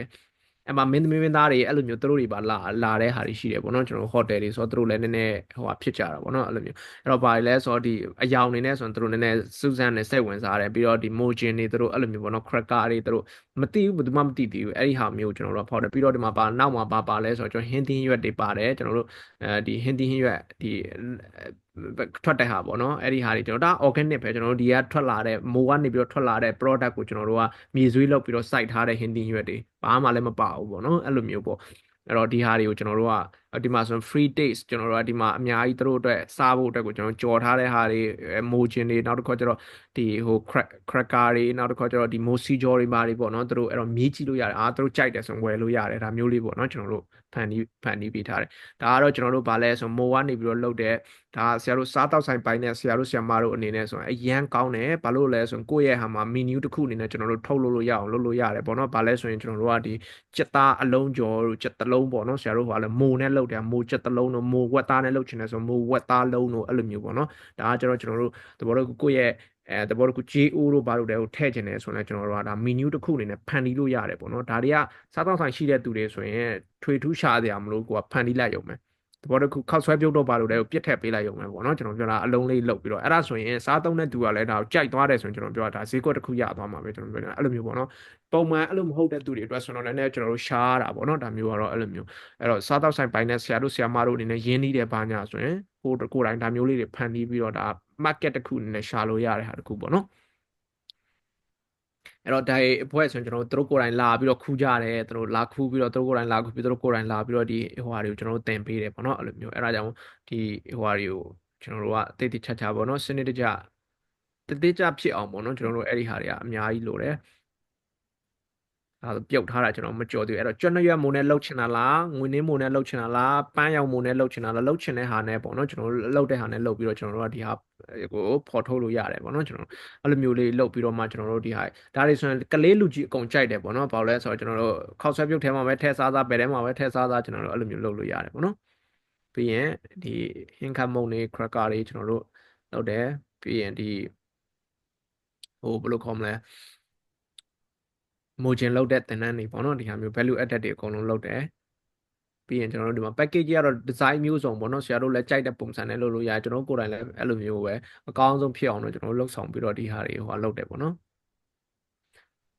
ဒါကတော့လင်းစည်းမို့ပေါ့နော်ပြီးရင်မို့ဟင်ခတ်မို့ကျွန်တော်တို့ပြီးရင်နောက်တစ်ခုကဘာလဲဆိုရင်ကျွန်တော်တို့ကဒီစွန့်ပစ်ပစ္စည်းကနေပြီးတော့တဘာဝမြေဆွေထုတ်လုပ်တဲ့ဟာပေါ့နော်အဲ့တော့ကျွန်တော်တင်တန်းနေမှာလည်းတစ်ခါအရင်တော့တင်ပြီးပါပြီဒီဟာအဲ့တော့ပေါ့နော်ကျွန်တော်တို့အချိန်အဲတော့ကရတော့အဲ့တော့ဘာလဲဆိုတော့မိုး site ထုတ်စွန့်ပစ္စည်းတွေကတော့မြေဆွေလုပ်တယ်ကျွန်တော်တို့အဲ့ဒီမြေဆွေတွေကနေတော့ဘာတွေဖန်တီးလိုက်လဲဆိုတော့ကျွန်တော်တို့ကမြေဆွေလုပ်တယ်ဆိုရင်ကြားတယ်တဘာဝမြေဆွေလုပ်တယ်ဆိုရင်လာချီပြီးစောင့်ရတယ်ကျွန်တော်တို့မစောင့်နိုင်ဘူးအဲ့တော့ဘာလုပ်လိုက်လဲဆိုတော့တဝက်တစ်ပြက်ဆွေအောင်ကျွန်တော်တို့ဒီတစ်လလောက်ထားလိုက်တယ်ပြီးရင်ဘာလုပ်လဲဆိုတော့ကျွန်တော်တီမြေဆွေးထုတ်တယ်ပေါ့နော်တီကကျတော့ကျွန်တော်တို့ရက်ပိုင်းအတွင်းမဲ့အကောင့်တွေကိုစားပစ်ပြီးတော့မှကျွန်တော်တို့ကအမှတီမြေဆွေးတီချေးပေါ့နော်ကျွန်တော်တီမြေဆွေးရတယ်တီမြေဆွေးကပုံမှန်တဘာဝမြေဆွေးနဲ့လည်းမတူဘူးကျွန်တော်တို့ကဘာလုပ်လိုက်လဲဆိုတော့သူကအဲ့ဒီမြေဆွေးထဲမှာရှိတဲ့ microbe တွေမကောင်းတဲ့ microbe တွေအကုန်လုံးချစ်ပြပြီးသူရဲ့စားတောက်ဖြစ်စီပြီးတော့သူထွက်လာတဲ့ဟာကတကယ်ကိုဒီဟိုအကျိုးပြုတဲ့ microbe တွေပဲပါလာတာပေါ့နော်အဲ့လိုမျိုးအဲ့တော့တီကကျတော့တကဘာလုံးမှာလဲကျွန်တော် teacher စာရဲ့ဈေးနှုန်းကပုံမှန်တဘာဝမြေဆွေးဈေးနှုန်းထဲ2ဆလောက်မြင့်တယ်ပေါ့နော်အဲ့လိုမျိုးသူကဘာလို့လဲဆိုတော့အရန်လဲကောင်းတယ်ကျွန်တော်တဘာဝမြေဆွေးမှာအာဟာရပိုင်းအရာရောဒီနောက်တစ်ခါကျတော့အနုဇီဝပိုင်းအရာရောကြည့်မယ်ဆိုရင်ကျန်တဲ့မြေဆွေးပုံမှန်တဘာဝမြေဆွေးနဲ့ရှင်လို့မရဘူးပေါ့နော်အဲ့ဒါ teacher စာရဲ့ကောင်းတဲ့အချက်ပဲအဲ့ဒီဟာအဲ့တော့ကျွန်တော်တို့အဲ့ဒီဟာတွေကိုဘာလုပ်လိုက်လဲဆိုတော့တီကျွေးတယ်တီကျွေးပြီးတော့မြန်ကျွန်တော်တို့မြန်ထုတ်တယ်ပေါ့နော်အဲ့တော့သူများလို့ကျွန်တော်တို့၄-၅-6လကျွန်တော်တို့စောင့်ရမယ့်ဟာကိုကျွန်တော်တို့1လ2လအတော်တွင်နဲ့သူ့ရဲ့ process အကုန်လုံးဖြတ်ပြီးတော့မှကျွန်တော်မြေဆွေးတွေအကုန်လုံးရအောင်လုပ်တယ်ပြီးတော့အဲ့မြေဆွေးကကျွန်တော်တို့ကြိုက်တဲ့နေရာသုံးလို့ရတယ်ပြိုးပန်းမှာသုံးမလားဘယ်နေရာမှာသုံးမလဲကျွန်တော်တို့ဟိုရိုးရိုးသဘောမြေဆွေးဆိုရင်ခဏနဲ့ပြောသလို စောင့်ရတာကြားတယ်ပြီးတော့အဲ့ဒီဟာနေပြီးတော့ဟိုလောက်ရတာကမကောင်းတာပြောတာမဟုတ်ဘူးเนาะကျွန်တော်တို့ကဘာလုပ်လဲဆိုဆရာတို့ပြောချင်တာအဓိကတော့ဖြတ်ပစ်လိုက်တယ်အဲ့ဒီ project ကြီးကိုကျွန်တော်တို့စောင့်မနေနိုင်ဘူး TO ပဲကျွန်တော်တို့အသုံးချပြီးတော့ကျွန်တော်တို့ပြန်ထုတ်တယ်ပေါ့နော်အဲ့တော့မြန်ဆန်နဲ့ကျွန်တော်အကောင်းဆုံး music တစ်ခုဖန်တီးလို့ရတယ်ပေါ့နော်အဲ့လိုမျိုးပြီးရင်ကျွန်တော်တို့မှာခဏနေပြောတဲ့အဲ့ဒီ product တွေကဘယ်ကလာလဲဆိုရင်မိုနဲ့ဆက်ဆက်ပြီးတော့ထွက်လာတာပဲကျွန်တော်အဲ့ဒီဟာကနေပြီးတော့ကျွန်တော်တီချက်ရည်တွေကျွန်တော်တို့ဒီဟိုဘယ်လိုခေါ်မလဲ site တဲ့ channel တွေရှိတယ်နောက်တစ်ခုကကျွန်တော် niche channel တွေ site တဲ့သူတွေရှိတယ်သူတို့မှာသုံးဖို့အတွက်ဒီဟာတွေကကျွန်တော်တို့ရောင်းပေးတာပေါ့နော်အဲ့လိုမျိုးတွေကျွန်တော်တို့ဒီတပုံးဒီ teacher စာတွေဆိုရင်လည်းအဲ့လိုမျိုး teacher စာတွေဒါတွေကတော့ကျွန်တော်တို့အသေးစားပေါ့နော်ဟိုဘယ်လိုပြောလဲမြို့ပြမှာ site ချင်တဲ့သူတွေဒါပေမဲ့တချို့တွေကအိတ်နဲ့ဝယ်တာရှိတယ်အိတ်ပေါ့နော် 25kg အိတ်တွေဘာတွေဝယ်တာရှိတယ်အဲ့လိုမျိုးတွေနဲ့ဆိုရင်တော့ကျွန်တော်ဒီတိုင်းပဲအဲ့လိုမျိုးပေါ့နော်ဟိုရောင်းပေးတဲ့ဟာမျိုးတွေဆရာမတွေသူတို့လုပ်နေတာပေါ့နော်အဲ့တော့ကျွန်တော်ပြောချင်တာဆရာတို့ဆရာမတို့တစ်ချက်အခုပေါ့နော်ကျွန်တော်ပြောတဲ့ဟာမှာဆိုနည်းနည်းလေးသဘောပေါက်ချင်ပေါက်မယ်ဟိုမိုကစိုက်ပြီးတော့မှကျွန်တော်တို့မိုဒုတ်ကလေးနဲ့မိုမျိုးလေးဒီဟိုဟာလေးနဲ့ပဲလုပ်နေတာမဟုတ်ကျွန်တော်တို့ဘာတွေလုပ်လဲဆိုရင်မျိုးပလင်းတွေလည်းကျွန်တော်တို့အများကြီးရှိသမျှမျိုးတွေအကုန်လုံးထုတ်ပြီးတော့မျိုးပလင်းတွေရောင်းတယ်ကျွန်တော်တို့နောက်တစ်ခုကကျွန်တော်ဒီကျစ်စာတွေကျွန်တော်တို့ဒီဟာတွေဖြစ်အောင်လုပ်တယ်နောက်တစ်ခုက value added တွေအများကြီးရှိတယ်အဲ့တော့ဒီ product တွေအများကြီးကိုကျွန်တော်တို့ကဖန်တီးထားတာဖြစ်တဲ့အတွက်ကြောင့်မို့ပေါ့နော်တစ်ခုပြီးတစ်ခုမဟုတ်တစ်ခုကိုလိုတဲ့ဟာကဏ္ဍဆိုမတူဘူးပေါ့နော်တချို့တွေကစိုက်ပျိုးသမားတွေကဒါလိုမယ်ကျွန်တော်တို့မိုတော့လိုချင်မှလိုမှာပေါ့နော်မလိုစားသုံးတဲ့သူကမိုပဲလိုမှာပေါ့အဲ့လိုမျိုးပေါ့နော်ကျွန်တော်ပြောချင်တာအဲကနေပြီးတော့ဆက်ပြီးတော့ကျွန်တော်တို့ဒါလေးတွေကို create ဒီဘယ်လိုပြောမလဲဖန်တီးထားတာပေါ့နော် create လုပ်ထားတာပေါ့ကျွန်တော်တို့အဲ့ဒီဟာလေးလုပ်ထားတာဖြစ်တဲ့အတွက်ကြောင့်မို့ကျွန်တော်တို့ကဒီဟိုဘယ်လိုပြောမလဲဝင်ငွေကပေါ့နော်သူ့ဟာလေးနဲ့သူဒီဟာလေးတွေကဖြစ်နေတာအမြဲတမ်းနေ့စဉ်ပဲပေါ့ကျွန်တော်တို့မရှိတဲ့နေ့ရဲ့လို့ဆိုတာရှားတယ်ပေါ့နော်အဲ့လိုမျိုးကိုဖြစ်အောင်ကျွန်တော်ဖန်ဒါကကျွန်တော်တို့မှလာဆိုမဟုတ်ဆရာတို့ဆရာမတို့လည်းအကုန်လုံးဖန်တီးလို့ရတယ်ပေါ့နော်တဖြည်းဖြည်းချင်းလှုပ်ယူရမယ်တောက်လျှောက်ကြီးတော့ကျွန်တော်တို့တောက်လျှောက်တော့လှုပ်လို့မရဘူးတဖြည်းဖြည်းချင်းကျွန်တော်တို့ဒါဖန်တီးလို့ရတဲ့ဟာတွေပေါ့နော်အကုန်လုံ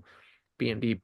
product တွေပြီးရင်ကျွန်တော်တို့အခုဆိုရင်လည်းဆရာတို့မြင်ပါပဲကျွန်တော်တို့ဘာလဲဆိုတော့တချို့တွေလေ့လာခြင်းတဲ့သူတွေကလေးတွေရှိတယ်ဟိုဟာတွေရှိတယ်ကျွန်တော်တို့တချို့တွေချမ်းပိုင်တချို့တွေကဒီလုပ်ငန်းကိုနားမလဲတဲ့အခါကျတော့ကျွန်တော်တို့ဟိုပါပေါ့နော် internship သဘောမျိုးလေးတွေခေါ်ပြီးတော့ကလေးတွေနဲ့အဲ့လိုမျိုးလုပ်တယ်ပေါ့နော်ဒီဟာလေးတွေအဲ့တော့သူတို့လည်းအကျိုးရှိတယ်ကျွန်တော်တို့လည်းအကျိုးရှိတယ်ဒါမျိုးလေးတွေပေါ့နော်အဲ့တော့ဆရာမတွေဆိုရင်လည်းလူလိုတယ်သူတို့အကူအညီပေးတဲ့ဟာဒါမျိုးလေးတွေသူတို့တွေနဲ့ဒါပူပေါင်းပြီးတော့ဒီလုပ်ငန်းလေးလုပ်ပြီးတော့ဒါတွေထုတ်လုပ်ကြတယ်အကုန်လုံးပေါ့နော်အကုန်လုံးအဲ့တော့ဆရာမတွေအတွက်လည်းအကူအညီရတယ်အကုန်လုံးอ่ะပေါ့နော်အဲ့လိုမျိုးတယောက်နဲ့တယောက်အကျိုးရှိတာပေါ့သူတို့လည်းသူတို့ရဲ့ဟိုဟာလေးတွေကိုကျွန်တော်တို့ဖန်တီးလို့ရတယ်ပြီးတော့ကျွန်တော်တို့ဒီမှာငါးအမိုင်တို့ဒီကြက်ရည်တို့အဲ့လိုမျိုးပေါ့နော်အကုန်လုံးကျွန်တော်တို့ငါးဆိုရင်လည်းဈေးထဲမှာပေါ်မှာပေါ့ကျွန်တော်အဲ့အလေးဖန်တီးထားပြီးတော့ချို့တွေဆိုရင်မှာအများကြီးဝယ်တဲ့သူတွေရှိတယ်ချို့တွေချန်ပိုင်တဲ့သူတွေသူတို့ကိုယ်တိုင်မလုံနိုင်ဘူးပေါ့နော်ချို့တွေချန်တွေကိုဧကထောင်ချီပြီးပိုင်တယ်သူတို့မှာတကယ်ကိုဟိုဟာလုံနေတဲ့ဟာဆိုရင်ချို့တွေဆိုရင်အဲ့ဒီငါးမိုင်တို့တွေတောင်ကျွန်တော်တို့ကပုံးတွေချီပြီးတော့ဝယ်တာအများကြီးဒီချက်စာဆောင်လည်းအဲ့လိုပဲကျွန်တော်ဒီချက်ရည်ဆောင်လည်းအဲ့လိုပဲ EM ဆောင်လည်းအဲ့လိုပဲဝယ်ပြီးတော့ဟိုဟာလုပ်တဲ့ရှိတယ်တချို့တွေကကျတော့တကယ်ကိုအကြီးကြီးလုံနေတဲ့သူကျတော့သူတို့အဲ့အရာမလုံနိုင်တဲ့အခါမျိုးကျရင်ကျွန်တော်တို့အဲ့လိုမျိုးဟိုဝယ်ကြတဲ့သူရှိတယ်ပေါ့နော်အဲ့ဒါမျိုးတွေကအများကြီးရှိတယ်ကျွန်တော်တို့ပြီးတော့ကျွန်တော်တို့ဒီဟာကျတော့ဗာလဲဆို Azola ပေါ့နော်ဆရာဒါတွေကတော့ကျွန်တော်အကြမ်းမြင်ပြောမှာပါဆရာတို့ဒီ Azola အကြောင်းသင်တာမဟုတ်ဘူးပေါ့နော်ဒါတွေကိုကျွန်တော်တို့လောက်ထားပြီးတော့တီကောင်ကျွေးတယ်တီကောင်ကနေပြီးတော့မြေဩဇာရတယ်ဒီဟာကကျတော့မွေးမြူရေးသမားတွေအတွက်အရန်အကျိုးရှိတဲ့ဟာပေါ့နော်အခြားကျွန်တော်အာရှနိုင်ငံတွေမှာအကြီးကျယ်သုံးတယ်မြန်မာနိုင်ငံမှာမသုံးတတ်သေးဘူးလူတွေကအခုတည်းကပြီးတော့စပါးနဲ့လည်းစိုက်လို့ရတယ်ဒီကောင်ကပေါ့နော် Azola တကယ်ကိုဘက်စုံအသုံးပြုလို့ရတဲ့တဲမှာ Azola ပါတယ်ဒါပေမဲ့မြန်မာနိုင်ငံမှာလူတွေမသိသေးဘူးဒီဟာတွေကိုဘယ်လိုလုပ်ရကောင်းမှလည်းမသိသေးဘူးနားမလဲကြသေးတဲ့အခါမျိုးကြောင့်ပေါ့နော်အဲ့လိုမျိုးတကယ်တမ်းတခုခုတချို့တွေကကြောက်ဇောက်ချပြီးတော့မလုပ်တာလည်းပါမှာပေါ့နော်ဒါတွေဆိုရင်စပားဆိုင်တဲ့သူတွေအတွက်ဆိုရင်သူများနိုင်ငံတွေမှာဆိုတော့အသုံးချနေပြီးကြက်ကျွေးတယ်ငါးကျွေးတယ်ကျွန်တော်တို့ပေါ့နော်ဒီတိရစ္ဆာန်တွေကျွေးပြီးတော့ကျွန်တော်တို့ဒီဟာတွေနဲ့အသုံးချပြီးတော့ကျွန်တော်တို့ဒီကုန်ကျစရိတ်တွေ short ချပြီးတော့အကျိုးမြတ်တွေအများကြီးရနေကြတာပေါ့နော်ကျွန်တော်တို့ဆိုဘာလို့လဲဆိုတော့တီကျွေးတယ်ခဏမှတီကောင်နေပြီးတော့မြေဩဇာရလာတဲ့ဟာကိုအခုခဏနဲ့ပြောတယ်ဒီကျက်ရည်ရတယ်ဒီကျက်စာရတယ်ကျွန်တော်တို့တီကောင်လည်းရောင်းလို့ရတယ်ပြောအဲ့တော့မရောင်းလို့မရတဲ့ဟာဘာမှမရှိဘူးကျွန်တော်တို့ရဲ့ထုတ်တဲ့ဟာအဲအကြောင်း zero waste နဲ့သွားနေတာကျွန်တော်ပြောနေတာတေးတလေးပဲဘာမှမဟုတ်ဘူးဒါပေမဲ့ပုံမှန်ပေါ့နော်ကျွန်တော်တို့ဒီဟို market တခုကိုဖော်ထားတဲ့ဟာလေးကိုဆရာတို့နားလည်အောင်ပြောပြတာအဲ့တော့ဆရာမတို့ကိုယ်တိုင်အဲ့လို business တစ်ခုအနေနဲ့ပေါ့နော်အပျော်တမ်းမဟုတ်ဘဲနဲ့ဒီလိုမျိုးသွားမယ်ဆိုရင်ဒါလေးတွေမဖြစ်မနေကျွန်တော်တို့လုပ်ဖို့လိုအပ်တယ်အခုလို product တွေထုတ်ဖို့ပေါ့နော်ကျွန်တော်တို့အဲ့ဒီဟာတွေထုတ်ပြီးတော့ကျွန်တော်တို့ဟိုဖန်တီးဖို့လိုအပ်တယ်ပြီးရင်ခဏနဲ့ပြောတဲ့ကျွန်တော်တို့ EM လေးအခုဆိုရင် EM တွေအဲ့လိုမျိုးပဲချိတ်ဆက်ပြီးတော့ချန်သမားတွေဝဲတယ်ကျွန်တော်၄-၅ဘုံသူတို့တွေဟိုဟာလုပ်ပြီးဆိုရင်ပေါ့နော်ဒါတွေ ပြီးရင်ဒီ trichoderma ဆိုတာလဲ စိုက်ပျိုးရေးသမားတွေအတွက်ကတော့ဒါအရန်ကိုအဖိုးတန်တဲ့ဟာမိုယောဂါတွေအတွက်ကိုသူကနိုင်တယ်ပေါ့နော်ကျွန်တော်ကွန်ဆိုင်တဲ့နန်းဆိုင်တဲ့သူတွေနောက်တော့နှစ်ရှိပင်တွေမှာမိုယောဂါကြားတဲ့ဟာတွေဆိုဒီကောင်တွေနဲ့ကျွန်တော်တို့ကောင်းကောင်းထိန်းချုပ်လို့ဒါတွေဆိုရင်လည်းကျွန်တော်တို့စမ်းသပ်နေရတာကြားလာပြီအဲ့ဒါကနေပြီးတော့ကျွန်တော်တို့ဒီလိုဖြစ်အောင်ပေါ့နော်ဒီလိုမျိုးတွေဖြစ်အောင်ကအဲ့လိုမျိုးပြောတောက်လျှောက်ဖြစ်လာတာတော့မဟုတ်ဘူးကျွန်တော်တို့မအောင်မြင်မဲနဲ့လည်းကျွန်တော်တို့ဘတော်မှဒီအပြင်ကိုဘတော်မှကျွန်တော်တို့မသွားဘူးပေါ့နော်ကျွန်တော်တို့စရပြီဆိုမှတေးကြပြီဆိုမှကျွန်တော်တို့ဒီဟာတွေလူတွေကိုဟိုနီးပညာပေးတယ်ဟိုဟာလုပ်တယ်ပေါ့နော်အဲ့ဒီဟာတွေပြီးတော့အရင်စမ်းသပ်တယ်ကျွန်တော်တို့အဲ့လိုမျိုးတွေလုပ်ပြီးတော့မှပဲဒီဟာတွေက product တွေကထွက်တာပေါ့နော်ဘယ်တော့မှရချင်းဆိုမှကျွန်တော်တို့ဘယ်တော့မှမထွက်ဘူးဘာလို့လဲဆိုတော့ကိုထွက်လာတဲ့ဟာလူကလက်ခံနိုင်တဲ့ quality ရှိရမယ်ပေါ့နော်အဲ့လိုမျိုးကြောင့်အဲ့တော့ဒီဟာတွေဆိုရင်ကျွန်တော်တို့စိုက်ပျိုးသမားတွေအတွက်ပေါ့နော်အများကြီးကြိုးရှိတယ်လူတိုင်းလည်းကျွန်တော်တို့ဒီဟာတွေကိုဟိုလောက်ကြတယ်ပေါ့နော်အဲ့လိုမျိုးဒါပြီးတော့ channel ကိုကျွန်တော်တို့သွားပြီးတော့မှ service ပေးတာတွေရှိတယ်ဒီမျှဝေတာတွေရှိတယ်ပေါ့နော်အဲ့လိုမျိုးတွေရှိတယ်အများကြီးတချို့တွေ channel လည်းကျွန်တော်တို့ကဒီပိုက်ဆံနဲ့မှမဟုတ်ဘူးပေါ့နော်တချို့တွေအများကြီးရှိတယ်ကျွန်တော်တို့လုပ်နေတဲ့ဟာတွေကတချို့တွေလည်းပိုက်ဆံနဲ့ကျွန်တော်တို့တချို့တွေလည်းဒီတိုင်းပဲ service ဘာမှမဟုတ်ဘူးကျွန်တော်တို့တယောက်နဲ့တယောက်ဒီတိုင်းပဲရင်းနှီးမှုနဲ့ပေါ့နော်ကျွန်တော်တို့ဟိုလုပ်တဲ့ဟာတွေအများကြီးမှအများကြီးရှိတယ်trichoderma ဆိုအရေထုတ်လို့ရတယ်အမုံထုတ်လို့ရတယ်အထုပ်ထုတ်လို့ရတယ်ကျွန်တော်တို့ဒီဟာတွေကလည်းကျွန်တော်ရောင်းနေဆိုရင်ကိုယ့်ရဲ့ဝင်ငွေတစ်ခုအနေနဲ့ဆရာတို့ဖန်တီးလို့ရတယ်ပေါ့နော်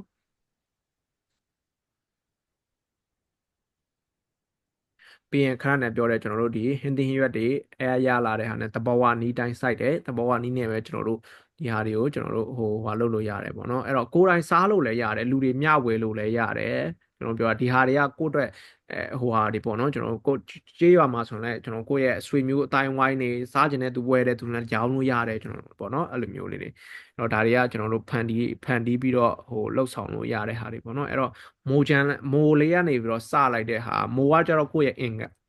income ပေါ့နော်ကျွန်တော်တို့အဲ့ဒီဟာလေးကနေပြီးတော့ကျွန်တော်တို့ရလာတာနေပြီးတော့ဒီ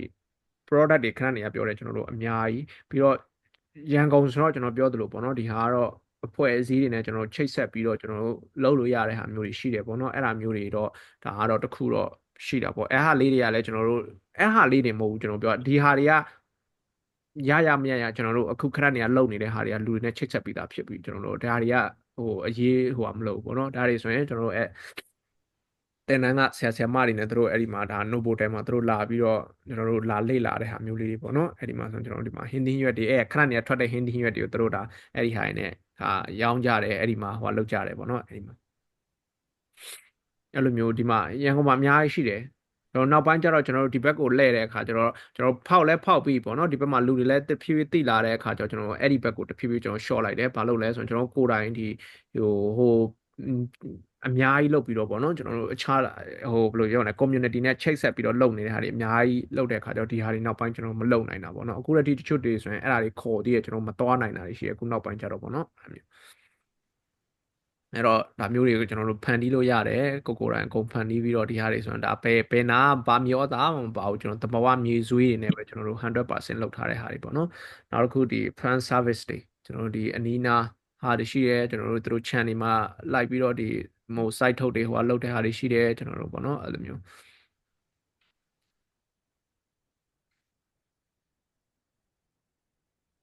channel တွေကိုကျွန်တော်တို့ဒ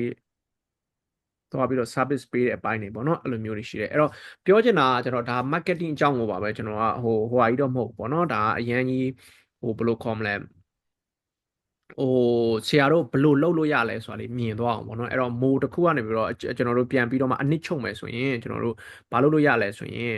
ပထမဆုံးကကျွန်တော်တို့ကို community နဲ့ချိတ်ဆက်ပြီးတော့ကျွန်တော်တို့ service တွေပေးလို့ရတယ်နောက်တစ်ခုကကိုယ့်ရဲ့ product တွေကိုခဏနဲ့ပြောတယ်မိုးကနေပြီးတော့အစိုးနဲ့ site ထုတ်နဲ့တယ်မဟုတ်ဘူးကျွန်တော်တို့ value added တွေဘောင်းစုံလုပ်ရမယ်ပြီးရင်အဲ့တော့မြေဆွေးတွေကျွန်တော်တို့ခဏနဲ့ပြောတယ်သူနဲ့ချိတ်ဆက်ပြီးတော့ပေါ့နော် indirectly ချိတ်ဆက်ပြီးတော့အခြား product တွေအများကြီးထုတ်လို့ရမယ်ပြီးတော့မိုးရဲ့ကျွန်တော်တို့မျိုးတွေပေါ့နော်မိုးမျိုးတွေထုတ်လုပ်ပြီးတော့အဲ့ဒီမျိုးပလင်းတွေအများကြီးမျိုးပလင်းကိုကျွန်တော်တို့အစုံရောင်းတယ်အဲ့ဒီဟာမျိုးတွေပေါ့နော်အဲ့ဒီလိုမျိုးတွေကျွန်တော်တို့ product တွေဟာသူ့ရဲ့ branch တွေပေါ့နော်မိုးလေးတစ်ခုကနေပြီးတော့အဲ့ဒီမှာဘာတွေဖြာသွားလဲဆိုရင်ခဏပြောမိုး site တယ်ဆိုရင်အများစုဆရာတို့ဆရာမတို့ထင်နေလိမ့်မယ်မိုး site ရင်မိုးအပွင့်မဲ့ဈေးကိုရောင်းရမယ်လို့ထင်တော့မဟုတ်ဘူးကျွန်တော်ပြောမိုးပွင့်မဲ့ရောင်းမဲ့နဲ့ကျန်တဲ့ဟာတွေလုပ်နေလို့ရတယ်တွေ့လားဆရာတို့အဲ့ဒီဟာလေးမြင်ဖို့ပေါ့နော်အဲ့တော့ကျွန်တော်တို့အဲ့ဒီ ဓာတ်တွေအကုန်လုံးဒီ branch ရှိနေအခက်အလက်တွေအကုန်လုံးဆရာတို့ရဲ့နေရာဒေသနဲ့ကိုက်ညီတယ်ငါဘယ်ဟာနဲ့ကိုက်ညီမလဲအဲ့ဒါနဲ့ကိုစရမယ်စပြီးတော့မှ ပြီးရင်အကုန်လုံးကိုတဖြည်းဖြည်းလှုပ်သွားရမယ်အကုန်လုံးကိုကျွန်တော်ပြောတဲ့ဟာကြီးကိုတစ်ခါတည်းလှုပ်ခိုင်းတာမဟုတ်ဘူးဆရာတို့ရွာမှာနယ်မှာမြို့မှာဘယ်ဟာငါအရင်စလုပ်လို့ရမလဲဒီနီနန်းတွေအကုန်လုံးတွေကပေါ့နော်ကျွန်တော်တို့ကိုက site view သမားဆိုရင်ခဏနေပြော site view နဲ့ဆိုင်တဲ့ဟာကိုຫນွယ်ပြီးတော့ကျွန်တော်လှုပ်လို့ရတယ်ကိုကဒီဟို food service ပေးတဲ့သူဆို food နဲ့ဆိုင်တဲ့ဟာတွေလုပ်လို့ရတယ်ကျွန်တော်ကိုယ့်ရဲ့ data မှာကျွန်တော်ဆိုင်လေးတွေရှိတယ်အဲ့ဒါလေးရောင်းဖို့အတွက်ဆိုဒီ value added တွေကျွန်တော်တို့လုပ်ရောင်းလို့ရတယ်အဲ့လိုကိုယ့် data မှာမိုး site တဲ့သူတွေရှိတယ်ဆိုတာမိုးမျိုးပလင်းကိုငါစလို့ရင်ဘယ်ဟာပိုက်ဆံပို့ကိုယ့်အတွက်ပို့အရင်ရမလဲပေါ့နော်ကျွန်တော်အဲ့ဒီဟာကိုအရင်ဖန်တီးရမှာပိုက်ဆံစရမှာကျွန်တော်တို့ကလုပ်ငန်းတွေကိုတဖြည်းဖြည်းချင်းချဲ့လို့ရအောင်ကိုယ့်အတွက်ပိုက်ဆံမရဘဲနဲ့ဒီဟာတွေကိုချဲ့လို့မရဘူးပေါ့နော်အဲ့တော့ပိုက်ဆံမရဘဲနဲ့ကိုဖြစ်ချင်တာတွေလုပ်လို့မရဘူးအဲ့တော့ share ဝင်ငွေတွေတဖြည်းဖြည်းနဲ့ရလာတဲ့အခါကျမှအခုလို့ပေါ့နော်ကဏ္ဍဆောင်ဘယ်ဟာနေပြီးတော့သွားလို့ရမယ်ဆိုတော့တယောက်နဲ့တော့မတူဘူးကျွန်တော်တို့ကတော့ကျတော့ကြာနေတာလည်းဖြစ်တဲ့အကြောင်းမို့ဒီဟာတွေအကုန်လုံးလည်းရှစ်ချက်ပြီးတော့လည်းဒီတက်များတဲ့ဟာတွေလှုပ်ဖို့ပေါ့နော်ကျွန်တော်ဒီဆီယာမတွေကိုကျွန်တော်အကြံပေးတယ်သူတို့လှုပ်ဖို့ဟာတွေဟိုဟာလှုပ်တယ်ပေါ့နော်အဲ့တော့ဆရာတို့ကအခုမှစမယ်အခုစလုပ်နေတဲ့သူတွေအတွက်ဆိုရင်ငါဒါလေးလုပ်ပြီးတော့ဒါလေးပဲလုပ်ရမှာမဟုတ်ဒီဟာပိုက်ဆံမြန်ဘယ်နဲ့လုပ်မှာလဲကျွန်တော်အဲ့တော့ဒီဟာနဲ့တွဲပြီးတော့ငါပိုက်ဆံရအောင်ပေါ့နော်ဝင်ငွေရအောင်ကျွန်တော်တို့အရေးကြီးတယ်ဘယ်ဟာပဲအလုပ်လုပ်ကိုဝါသနာပါလို့ပဲလုပ်ဘာကြောင့်လုပ်ပေါ့နော် income မဖြစ်လာရင်ကျွန်တော်တို့ကရေရှည်မှာဘယ်ဟာမှရက်တီလို့မရဘူးပေါ့နော်အဲ့ဟာတခုအရင်ရေးကြည့်တယ်အဲ့တော့ income တခုအရင်ရဖို့အတွက်ကိုအဲ့ဒီဟာနဲ့အရင်တော့ချိတ်ဆက်ပြီးတော့ဆရာတို့စမယ်အဲ့တော့ဘယ်ဟာနဲ့စမလဲဆိုကို data မှာအခုဆရာတို့ကိုယ်တိုင်ပို့သိမယ်ကျွန်တော်ကကျတော့ဆရာတို့ဘယ်နာမှနေတယ်ဆရာတို့ရဲ့လက်ရှိနေထားဘယ်လိုပါညာကျွန်တော်မသိအားကြောင့်မို့ဆွေးနွေးခြင်းနဲ့တိုင်းဝင်ခြင်းနဲ့ဆိုရင်ကျွန်တော်ပြောဆရာတို့ရဲ့အခြေအနေကြည့်ပြီးတော့ကျွန်တော်အကြံပေးလို့ရတယ်ဆရာတို့တကယ်လုပ်ဖို့တော့လိုတယ်လုပ်တဲ့နေရာမှာစူးစမ်းဖို့လိုတယ်တကယ်ဇောက်ချပြီးတော့စနစ်တကျလုပ်ဖို့တော့လိုတယ်ကျွန်တော်တို့ဒီဟာတွေလုပ်ခဲ့တဲ့ဟာတွေကလေအကုန်လုံးအဲ့လိုအေးစစ်စစ်လေးနဲ့လုပ်လာတာမဟုတ်တကယ်ကို seriously ကိုလုပ်ပြီးတော့မှရလာတဲ့ဟာတွေပေါ့နော်အဲ့လိုဟာလေးတွေကိုဆရာတို့သိစေချင်တယ်ဆရာတို့တကယ်ဝါသနာပါပြီးတော့ဒီဟာကိုဇောက်ချလုပ်မယ်ဆိုကျွန်တော်ပြောတာမိုးဆိုင်ပြောတယ်မှာမရှုံလုံးဝမရှုံကျွန်တော်ပြောတာဒါပေမဲ့ကိုကအဲ့ idea လေးရှိဖို့တော့လိုအပ်တယ်ကျွန်တော်ပြောစသချင်းတွေမှာမရှုံအောင်ပေါ့နော်အဲ့ဒီဟာအရန်ကြီးမဆိုးအောင်ကျွန်တော်တို့အရန် view ဆိုင်ရမယ်မိုးဆိုင်တဲ့ဟာပိုက်ဆံရတဲ့လုပ်ငန်းဖြစ်တဲ့အတွက်ကြောင့်မို့ကွာဒါပေမဲ့ကိုယ့်ရဲ့ဈေးကွက်ကိုအရန်အရေးကြီးတယ်သိရမယ်ပေါ့နော်ဈေးကွက်ကိုစပြီးတော့ကိုရောင်းနိုင်ဖို့အတွက်ကိုတဖြည်းဖြည်းလေးနဲ့ဒီဟာတွေဖြစ်လာပြီဆိုရင်ကျွန်တော်တို့ကအကုန်လုံး product တွေအကုန်လုံးဆရာတို့ရောင်းလို့လည်းရတယ်အကုန်လုံးလူတွေကိုကျွန်တော်တို့မျှဝေလို့လည်းရတယ်ပေါ့နော်အဲ့ဒါအရန်အရေးကြီးတယ်အဲ့တော့ဆရာတို့ကိုယ်တိုင်အဲ့ဒီဟာကို seriously တကယ်လှုပ်ချင်စိတ်ကိုင်းချင်စိတ်နဲ့တကယ်လှုပ်ဖို့တော့အရေးကြီးတယ်အပျော်တမ်းအနေနဲ့လှုပ်မယ်ဆိုရင်လည်းလှုပ်လို့ရတယ်ဒါပေမဲ့အပျော်တမ်းအနေနဲ့ဆိုရင်ကုန်ကျစရိတ်လည်းနည်းသလိုဝင်ငွေလည်းနည်းမယ်ဒါပဲရှိတယ်ကျွန်တော်တို့အဲ့တော့ကိုကဝင်ငွေရတကယ်ကိုလှုပ်မယ်ဆိုရင်တော့တကယ်ကိုဟိုလှုပ်ပြီးတော့လှုပ်လို့ရတယ်ပေါ့နော်အဲ့တော့တချို့တွေကကျတော့အဲ့လိုမဟုတ်ဘူးအိမ်မှာလေးပဲစားအောင်ရတာပဲကျွန်တော်ပြောခဏနဲ့ပြောသလို safe ဖြစ်တဲ့ဟာတွေကိုစားနိုင်မယ် safe ဖြစ်တဲ့အစားအသောက်ကိုဖန်တီးနိုင်မယ်လူတွေကိုမျှဝေပေးနိုင်မယ်ဒါလည်းအရင်ကောင်းတာပဲကျွန်တော်ပြောတာအဲ့တော့ကိုကဒါကိုကြိုက်တယ်ဒါပေမဲ့ကိုကဝယ်ပဲစားနေရတာဘယ်ကလာလို့လာမှမသိတဲ့ product တွေပဲကျွန်တော်စားနေရတဲ့စာရင်ပေါ့နော်အခုလိုကိုက safe ဖြစ်တဲ့ဟာကိုကိုဖန်တီးပြီးတော့ကိုမိသားစုကိုပတ်ဝန်းကျင်စားနိုင်တယ်ဆိုရင်အများကြီးဒါကိုတန်ဖိုးရှိတယ်ပေါ့နော်အဲ့လိုမျိုး